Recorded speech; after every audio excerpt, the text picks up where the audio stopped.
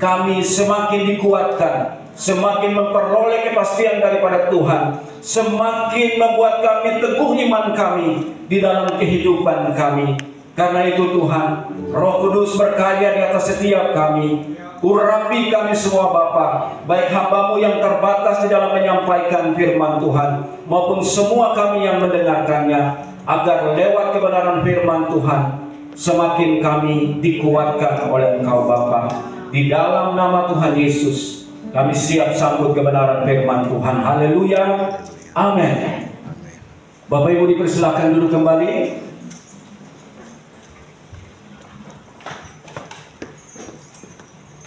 Shalom. Iya, belum semua dan belum kompak. Ya, sekali lagi. Shalom. Shalom, shalom, shalom. Yesus Tuhan. Iya, hari ini masih dalam tema percaya, dan kita akan berbicara tentang hidup karena percaya. Saya percaya bahwa ini yang harus kita pegang, yang harus kita hidupi di dalam kehidupan kita di hari-hari terakhir ini, sebab segala sesuatu yang terjadi pada hari ini, banyak hal yang tidak sesuai dengan apa yang kita inginkan. Bahwa realita kehidupan hidup yang kita jalani di dunia hari ini selalu berubah-ubah dan tidak bisa diprediksi, ya, kapan bisa berjalan dengan baik. Ya, kita renungkan beberapa waktu yang lampau, 4 tahun kurang lebih yang lalu, dunia bahkan termasuk bangsa dan daerah ini dilanda oleh wabah yang mengancam banyak nyawa, ya. Banyak orang, hampir semua terkena, dan banyak orang meninggal akibat wabah tersebut. Dan wabah itu tidak saja menggoncang dari sisi atau bidang kesehatan, tetapi juga dia mengguncang dalam sisi ekonomi.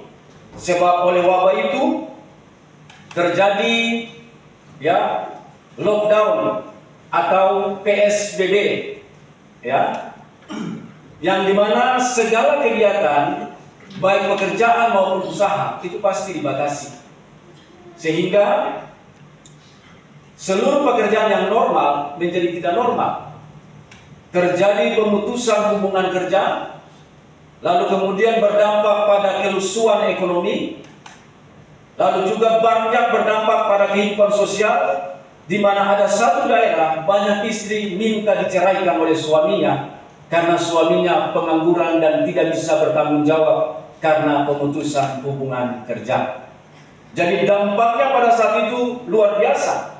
Dan pada saat itu selesai, saya percaya semua kita berprediksi bahwa keadaan akan normal kembali.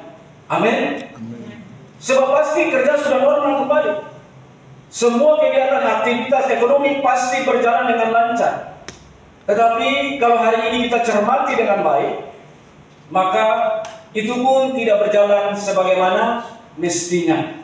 Ya, itulah dunia penuh dengan ketidakpastian. Satu hal yang pasti di dunia ini adalah ketidakpastian. Sebab mengapa? Selalu bisa berubah-ubah keadaan dan tidak dapat diprediksi oleh siapapun bahwa keadaan pasti seperti apa. Coba kita lihat saja. Waktu musim hujan, tidak selamanya hujan. Bahkan dibandingkan hujan dengan panas, panasnya malah lebih. Iya kan? Waktu musim kemarau, dipikir tidak akan ada hujan, padahal hujan curahnya lebih tinggi, bahkan banyak. Jadi cuaca pun tidak bisa diprediksi. Iklim pun tidak bisa diramalkan atau diprediksi atau diperkirakan dengan baik bahwa benar-benar itu bisa terjadi. Iya kan? Artinya begini, bahwa di dunia ini penuh dengan ketidakpastian. Makanya kehidupan saudara dan saya selaku orang percaya harus dibangun karena percaya, bukan karena melihat. Sebab ketika kita bangun hidup kita karena melihat, kita akan berkecil hati melihat situasi keadaan hari ini. Kalau kehidupan kita bangun karena penglihatan kita, maka bisa saja kita kecewa melihat keadaan-keadaan yang tidak pernah berjalan sesuai dengan apa yang kita inginkan. Karena mengapa? Penglihatan kita bisa saja menipu kita. Ya, seringkali kita melihat warna hijau itu seperti biru. Ya kan? Kemarin saya pergi belanja satu karung pelamir. Saya lihat itu, waktu saya lihat itu dia warna biru. Tapi saya ke toko, yang biru tidak ada, padahal hijau. Saya pikir-pikir, apa saya lihat itu hijau, tapi saya lihat biru. Ya kan? Dan itulah mata. Kadang-kadang bisa menipu penglihatan kita. Sehingga kalau kita percaya kepada penglihatan kita, bisa saja kita tertipu. Ya, kalau kita berkendaraan di jalan yang lurus, ya, di panas terik, dari jauh kita bisa melihat seperti ada air di atas jalan, ya kan? Kelihatan seperti ada air. Nah, waktu kita sampai di titik itu, kita lihat baik-baik, tidak ada air. Itulah pandangan mata kita, yang kalau kita andalkan, kita pakai dalam hidup kita, bisa saja mengecewakan kita. Itu sebabnya Alkitab bilang di dalam 2 Korintus 5 ayatnya yang ke-7 yang menjadi bacaan kita di hari ini. Ya, mari kita baca bersama-sama. Hitungan ketiga kita mulai. 2, 3. Sebab hidup kami ini adalah hidup karena percaya, bukan karena melihat. Jadi Allah melalui rasulnya Paulus yang hebat itu mengajarkan kepada saudara dan saya, kalau hidup di dunia ini, marilah kita hidup karena percaya, bukan karena melihat. Sekali lagi, ketika yang kita andalkan panca indera di dalam kehidupan kita, maka bisa saja kita menjadi kecil hati. Bisa saja kita menjadi tawar hati. Dan bisa saja kita berputus asa melihat kenyataan-kenyataan yang ada. Sebab sekali lagi, dunia penuh dengan ketidakpastian. Maka salah satu hal yang pasti adalah Allah dan firman-Nya. Amin. Makanya kita harus percaya kepada Allah dan firman-Nya. Sebab Allah dan firman-Nya tidak pernah menipu orang. Ya kan? Allah itu setia terhadap janjinya. Allah itu penuh kuasa, mampu melakukan apa saja. Sebab baginya tidak ada perkara yang mustahil. Percaya kepada apapun dan percaya kepada siapapun pasti akan mengecewakan. Tetapi percaya kepada Allah, pengharapan saudara dan saya tidak pernah dikecewakan. Amin. Makanya saya suka kata itu. Jangan percaya kepada manusia. Percaya saja kepada Allah saja. Manusia bisa bicara hari ini lain, besok bikin lain. Betul atau tidak? Betul. Sebab mungkin dia punya keinginan untuk menggenapi atau mencapai apa yang telah dia janjikan, melakukan apa yang dia lakukan, tapi kemampuannya terbatas. Bahkan ada yang repot lagi, janji tinggal janji, parlente jalan terus, ya kan? Dan saya percaya ini tidak ada di tempat ini. Yang mungkin kita bisa melakukan tidak bisa melakukan apa yang kita janjikan, cuma karena kemampuan kita yang terbatas, ya kan? Tetapi Tuhan tidak. Makanya percaya kepada Tuhan, hidup karena percaya di dalam Tuhan. Bukan sekedar percaya bahwa Tuhan itu ada saja. Tetapi kepercayaan di sini adalah berpegang teguh pada kebenaran firman Tuhan, bahwa Allah sanggup menggenapi setiap apa yang Dia janjikan. Sebab Dia adalah Allah yang setia. Allah sendiri tidak pernah berdusta.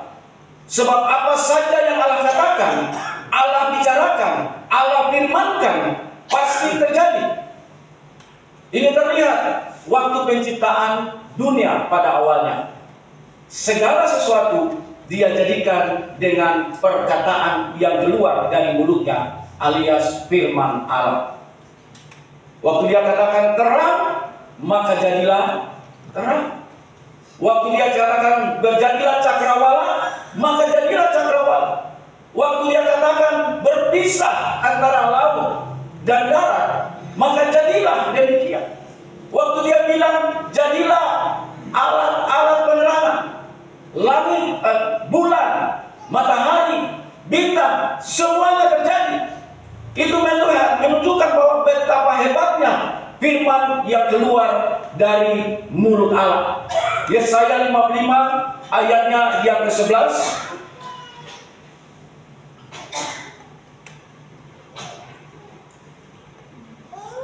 Tolong saudara kekasih baca.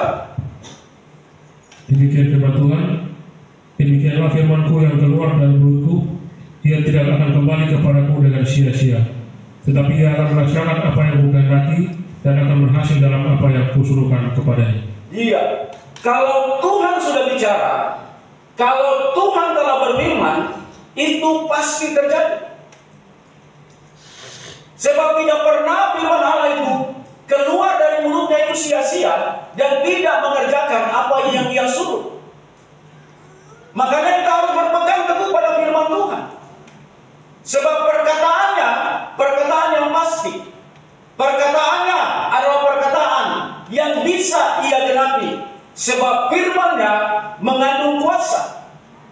Sekali lagi, Allah bukan manusia sehingga Ia berdusta. Bilangan 23 ayatnya yang ke-19.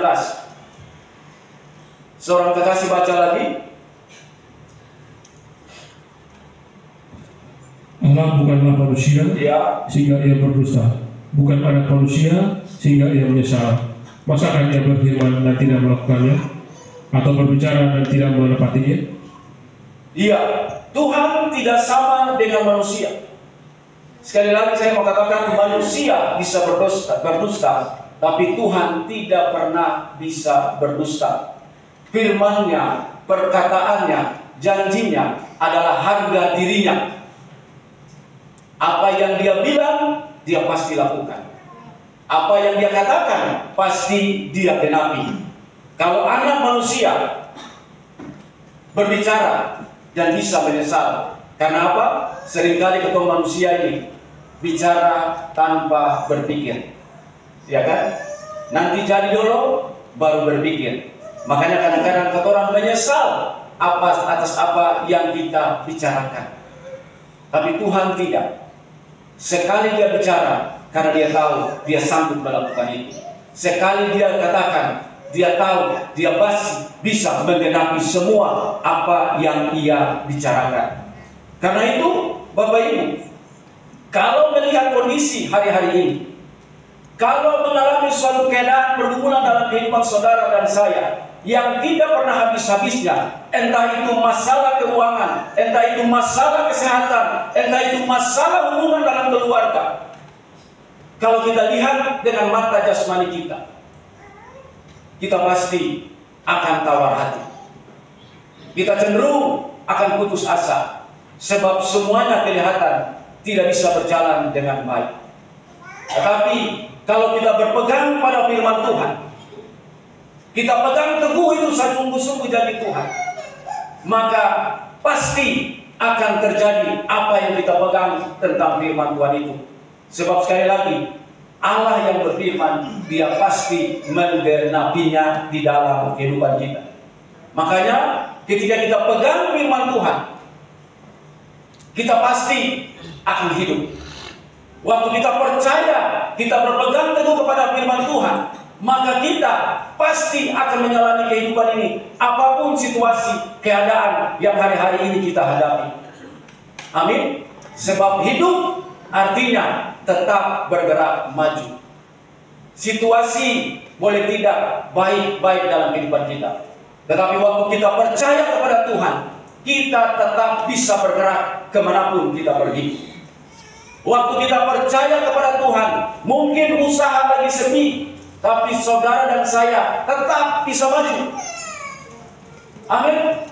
Orang mungkin bisa lari dari kenyataan, orang mungkin bisa lari dari hutang, tapi saudara dan saya tetap akan melakukan, maju terus, bergerak terus menghadapi persoalan yang kita alami. Sebab sekali lagi Allah berjanji kita tidak sendiri. Ya, kita bersama-sama dengan Allah yang gagah perkasa, yang berperang menggantikan kita, sehingga kemenangan lepas kemenangan pasti kita nikmati, asalkan kita percaya bahwa firman-Nya itu ya dan amin. Apa yang Dia katakan, apa yang Dia bicarakan, pasti Dia genapi. Ya, Bapak Ibu yang terkasih, mengapa? Coba kita lihat di dalam 2 Korintus 1 ayat 19 sampai ayatnya yang ke-20. Bapak Nus kembali baca lagi untuk kita.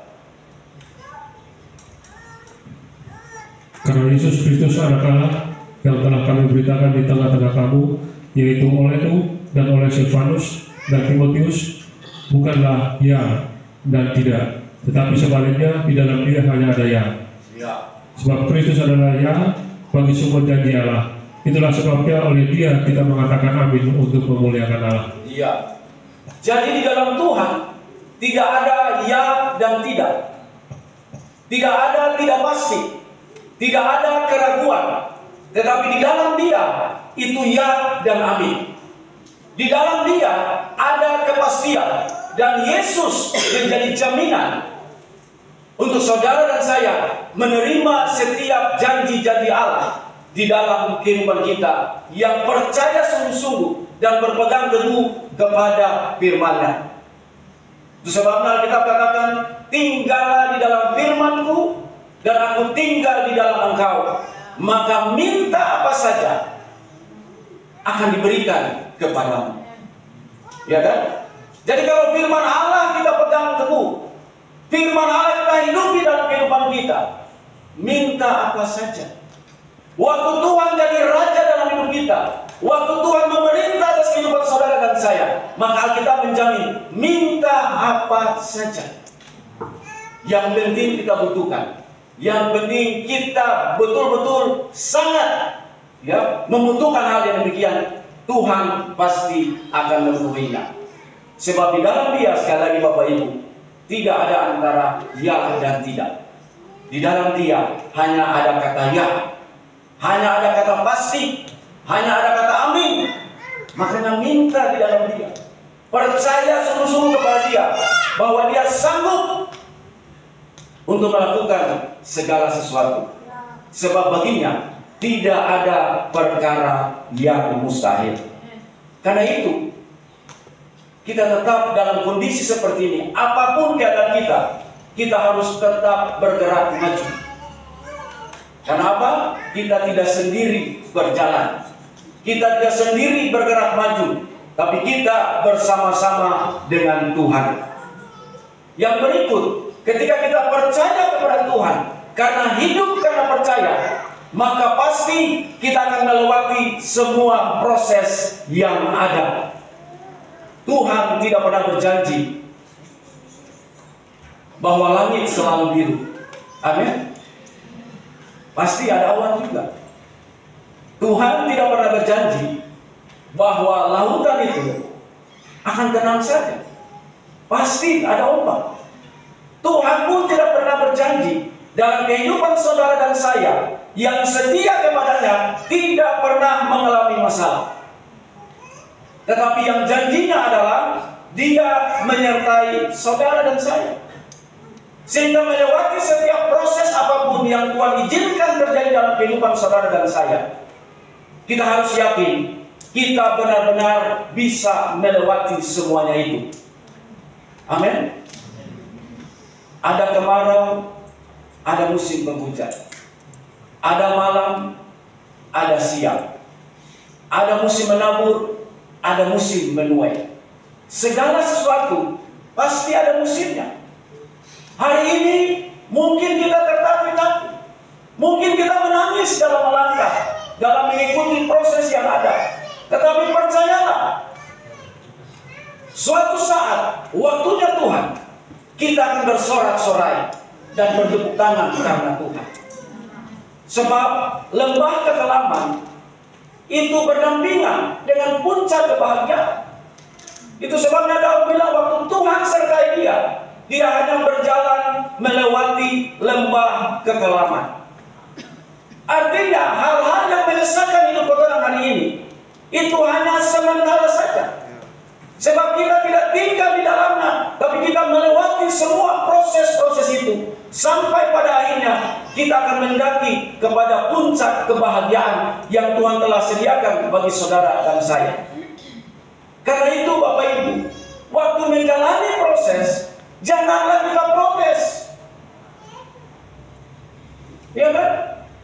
Kadang-kadang kita sudah berpikir, sudah melakukan semua dan ini semua itu, sudah sungguh-sungguh di dalam Tuhan, tapi kemudian kenapa masalah datang bertubi-tubi? Saudara, itu prosesnya Tuhan untuk menaikkan kadar iman saudara dan saya. Itu prosesnya Tuhan untuk mengangkat derajat saudara dan saya, untuk orang yang menjadi kepala dan bukan ekor. Makanya kita harus melewati proses. Tidak ada sesuatu di dalam Tuhan yang instan. Sebab kita bukan anak-anak gampangan, tapi anak-anak yang hari ini bisa ada karena lewati setiap proses-proses dan ujian-ujian yang Tuhan berikan bagi saudara dan saya. Seorang anak sekolah, ya, waktu dia SD, tidak mungkin langsung lompat ke SMP kalau tidak melalui ujian. Tahapan SMP ke SMA pun sama, tetap harus lewati ujian yang membuat dia berada pada tingkat yang baru. Dan pada tingkat yang baru pun kesulitan pun makin bertambah. Jadi kalau hari ini kehidupan kita dalam pengiringan kepada Tuhan, kok kenapa makin sulit, makin sukar? Dulu hidup di luar pertobatan biasa-biasa saja. Karena sebenarnya kalau kita cermati baik-baik, Tuhan sementara menggiring kita. Tuhan sementara memproses kehidupan saudara dan saya untuk menjadi yang paling penting adalah serupa dan segambar dengan Dia. Sebab ketika itu ada, yang lain itu hanya bonus saja. Amin. Amin. Sebab berkat Tuhan tidak hanya diukur dari materi. Kalau itu ukurannya materi, maka saudara dan saya patut kecewa. Mengapa? Sebab hari ini apapun yang kita miliki, apapun yang kita duduki, apapun yang kita punyai, orang yang tidak sungguh-sungguh dan orang bahkan yang tidak mengenal Allah pun melebihi apa yang kita punyai dan miliki hari ini. Amin. Amin. Di antara kita belum ada yang jadi bupati, iya kan? Mungkin kepala dinas. Tapi apakah itu ukuran bahwa saudara dan saya tidak diberkati? Oh tidak. Kelas usaha kita belum seperti yang lain, mungkin masih menengah ke bawah. Tapi apakah ukuran itu menjadi ukuran diberkati? Tidak. Sebab orang yang mau kaya, mau tinggi jabatannya, kalau cuma itu ukurannya, persugihan, persembahan kepada pohon-pohon, ya, menyembah ilah-ilah lain, hal itu bisa dikasih. Tetapi satu hal yang pasti, ukuran diberkati salah satunya adalah bagaimana kita tetap memiliki kekuatan dalam melewati persoalan, tantangan, masalah yang Tuhan izinkan terjadi atas kehidupan saudara dan saya. Amen. Sebab ada orang yang punya banyak uang, tinggi jabatan, ketika menghadapi suatu masalah, mereka terlibat dalam hal-hal terlarang. Korupsi, narkoba, miras, bahkan sampai bunuh diri. Tapi kalau kita hari ini seperti ini, dalam hadapi apapun sesuatu yang terjadi dalam hidup saudara dan saya, kita tetap masih hidup, kita masih tetap kuat jalan yang proses yang ada, itu juga adalah berkat Tuhan. Kalau hari ini orang lain gelisah, ya, gegana, ya kan? Gelisah, galau, merana, tapi saudara dan saya tetap memiliki sukacita dan damai sejahtera, itu pun kasih karunia. Itu pun berkat Allah yang mungkin tidak ada pada orang-orang yang berkantong tebal. Amin. Amen. Makan biasa-biasa saja. 4 sempurna. Mau kelima sehat kadang-kadang sulit. Tapi kalau penuh dengan sukacita, tidur nyenyak, ya kan, bisa bercengkrama dengan keluarga, happy terus, itu kasih karunia, itu berkat Tuhan. Amin. Sebab ada orang yang punya banyak uang mau beli apa saja, tapi makannya bubur, ya kan? Karena itu anjuran dokter. Mengapa? Karena sakit. Tapi kalau saudara hari ini bisa makan, ya, babi, rusa dan segala macam binatang, ya kan? Baik di darat, di laut dan di udara, itu berkat Tuhan, ya kan? Jadi jangan diukur materinya. Tapi waktu kekuatan kita bisa melewati proses yang ada, itu juga adalah berkat Tuhan yang luar biasa dalam kehidupan kita. Sebab oleh itu, Bapak Ibu, kita semakin kuat di dalam Tuhan. Amin. Kita semakin serupa di dalam Tuhan. Amin. Dan itulah sasaran Tuhan dalam kehidupan saudara dan saya. Karena itu, Bapak Ibu, kenyataan harus tunduk pada kebenaran. Amin. Kita mungkin sakit, badan belum sembuh, tidak kuat-kuat, tapi kebenarannya adalah Tuhan menyembuhkan kita. Sebab oleh bilur-bilurnya kita disembuhkan. Bahwa lewat penyakit ini tidak membawa kematian, ya kan? Tetapi lewat penyakit ini nama Tuhan dipermuliakan, ya kan? Beberapa waktu yang lalu, baru serang cuma 2-3 hari yang lalu, ya, kabar duka terus mengalir, ya kan? Baru ada berita duka ini, meninggal di Jakarta, kaget lihat pengumuman di gereja yang ini sudah meninggal. Sementara dikuburkan malamnya yang satu lagi sudah pergi lagi kemarin pemakaman. Siapa mau tahu hidup ini? Iya kan?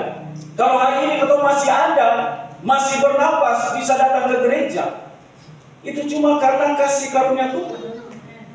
Iya kan? Makanya kita syukuri.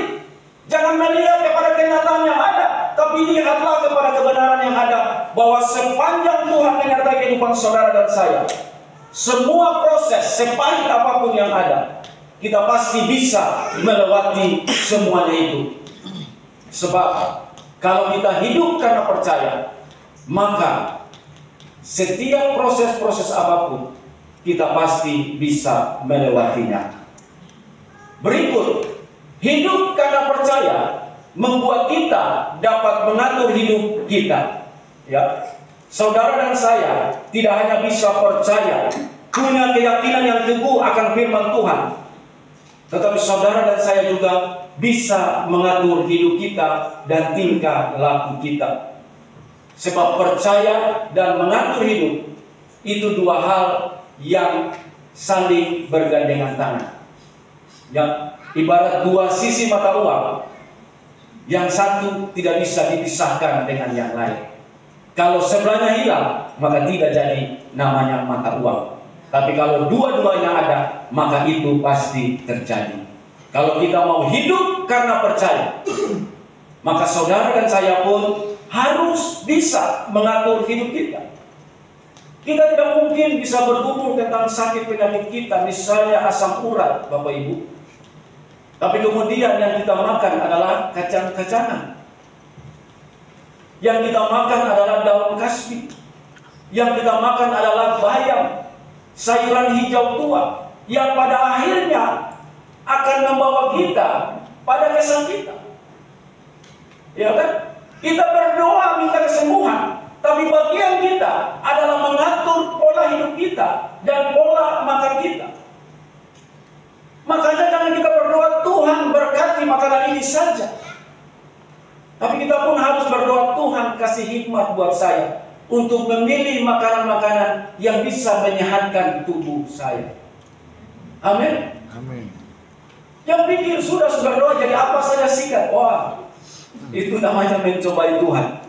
Sudah tahu asam urat, sudah tahu kolesterol tinggi, tapi masih makan berlemak-lemak. Ya.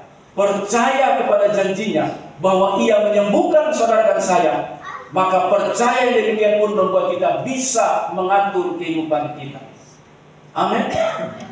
Kita berdoa percaya bahwa Tuhan sanggup memulihkan segala pekerjaan kita. Tuhan sanggup membangkitkan usaha yang lagi seret hari ini. Tetapi kita pun harus bisa mengatur usaha kita dengan baik dan mengatur pola hidup kita untuk tidak masuk di dalam gaya hidup, tetapi masuk di dalam kebutuhan hidup. Amin. Sebab oleh karena gaya hidup, banyak orang merasa tidak cukup. Oleh karena gaya hidup, maka dari waktu ke waktu, dari bulan ke bulan, kita tetap berpikir bagaimana hidup ini. Amin. Kalau Amerika sudah berpikir bagaimana tinggal di bulan, ya kan? India telah menganalisa, berpikir bagaimana membuat film di bulan, ya kan? Tapi banyak orang Indonesia yang masih berpikir bagaimana hidup dari bulan ke bulan. Amin. Harusnya kita bisa berpikir bagaimana tinggal di bulan, bagaimana bikin film di bulan, bagaimana bikin rumah di bulan. Tapi kalau hari ini kita masih berpikir bagaimana hidup dari bulan ke bulan, maka mari kita koreksi. Mungkin saja hari ini yang kita penuhi bukan kebutuhan hidup, tapi gaya hidup. Ya kan? Tas subahnya, tapi masih berpikir beli tas yang sesuai dengan warna baju dan warna rambut misalnya. Ya kan? Padahal dalamnya cuma isi tisu, HP, cuma itu saja. Tapi besar dan mahalnya luar biasa. Ya kan? Nah ini gaya hidup yang pada akhirnya memiskinkan kita. Kalau pola ini ada dalam kehidupan saudara dan saya, maka kepercayaan kita tidak akan beriringan dengan tingkah laku kita. Makanya pasti tidak ada perubahan dalam hidup kita.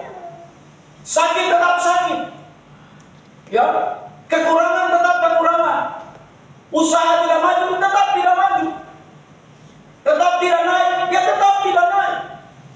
Karena mempercayai Allah akan firman-Nya, itu pun harus sejalan dengan tingkah laku kita yang harus seturut dengan apa yang difirmankan.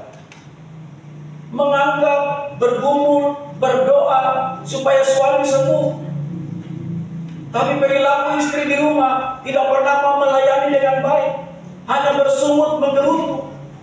Bagaimana suami bisa berubah? Ya kan? Kita berdoa minta Tuhan ubahkan suami kita. Kita berdoa minta Tuhan ubahkan istri kita. Tetapi bagian kita adalah menunjukkan perilaku hidup kita yang bisa membawa mereka berubah dan percaya kepada Tuhan. Sebab jika tidak mungkin itu terjadi. Sebab antara janji Allah dan pengaturan hidup harus berjalan bersama-sama. Nah, satu hal yang kita lihat di dalam Alkitab yang sangat baik kita pelajari tentang hidup karena percaya dan bukan karena melihat adalah cerita tentang Daud melawan Goliat. Ya, mari kita lihat di dalam pertama Samuel 17 ayat 23 sampai ayatnya yang ke-26. Bapak Nus baca untuk kita semua. Pertama Samuel 17 ayatnya yang ke-23 sampai ayatnya yang ke-26.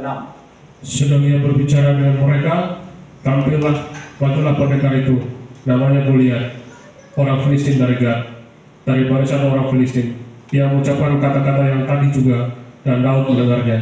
Ketika semua orang Israel melihat orang itu, larilah mereka daripadanya dengan sangat ketakutan. Berkatalah orang-orang Israel itu, sudahkah kamu lihat orang yang maju itu? Sesungguhnya ia maju untuk mencemoohkan orang Israel. Orang yang mengalahkan dia akan dianugerahi raja kekayaan yang besar. Raja akan memberikan anaknya yang perempuan kepadanya dan kaum keluarganya akan dibebaskan dari pajak di Israel.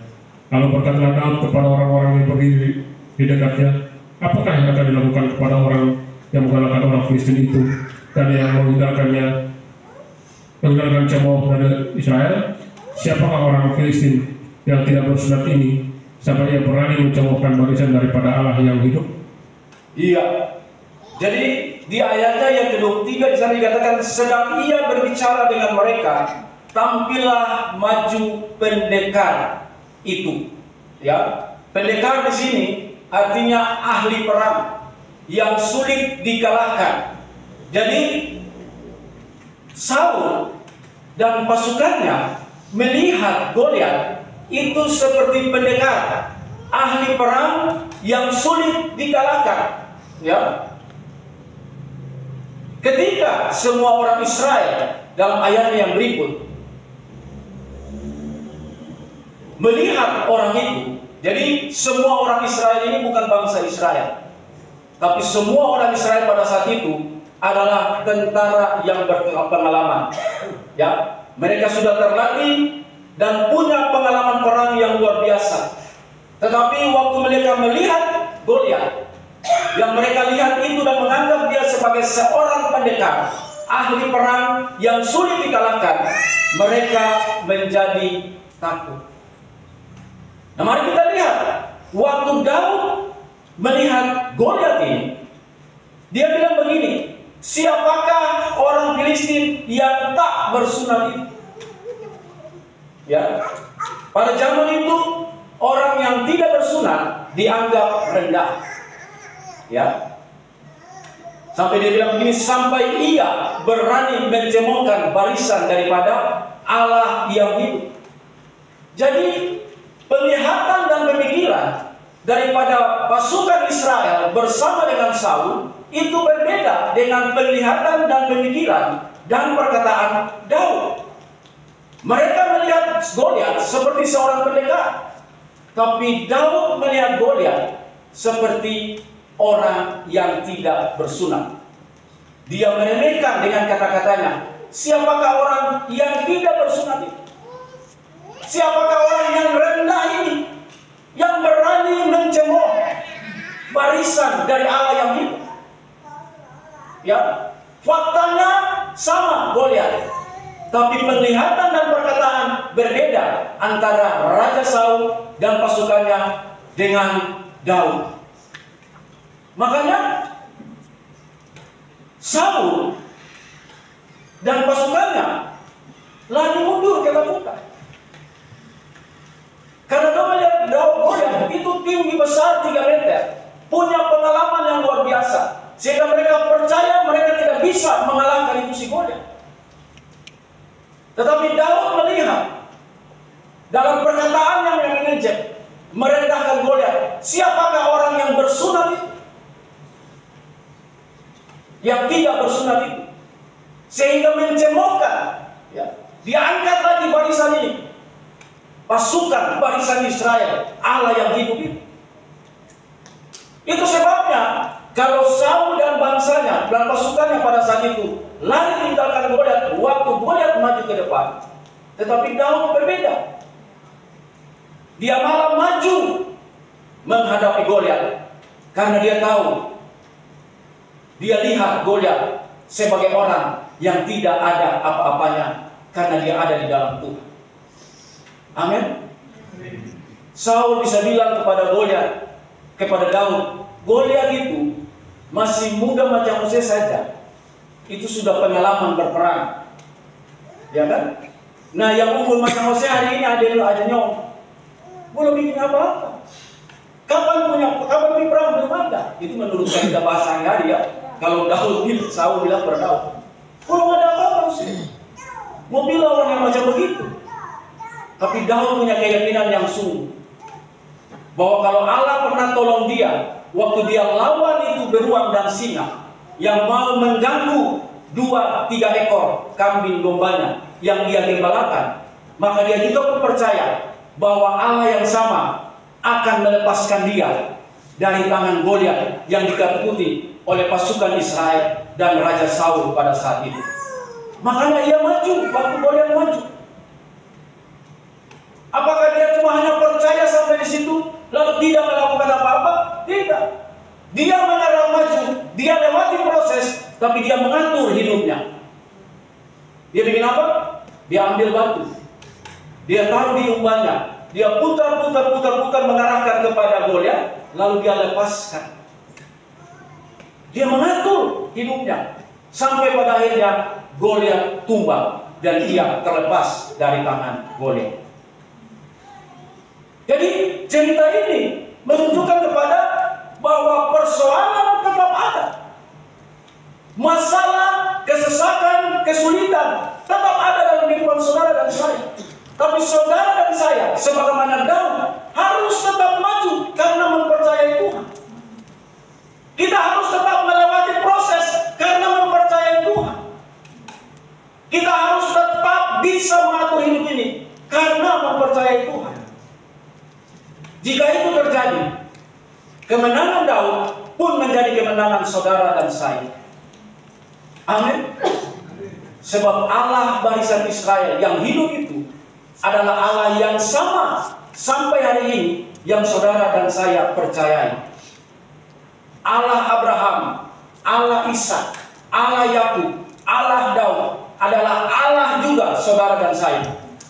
Yang dia tolong orang lain, dia juga pasti tolong saudara dan saya.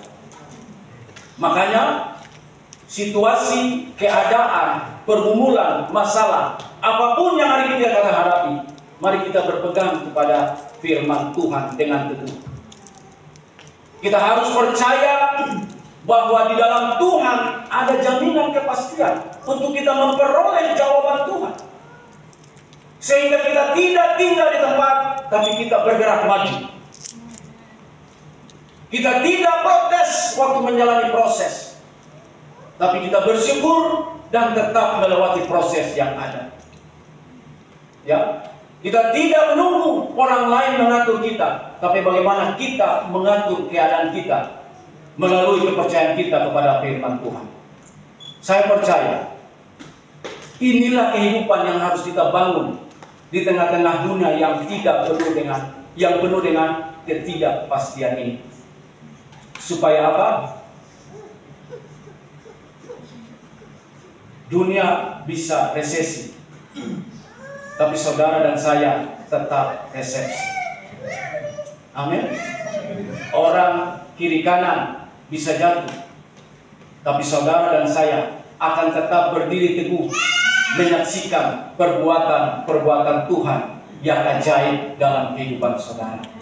Asalkan kita hidup karena percaya, bukan karena melihat. Tuhan berkati kita semua. Amin.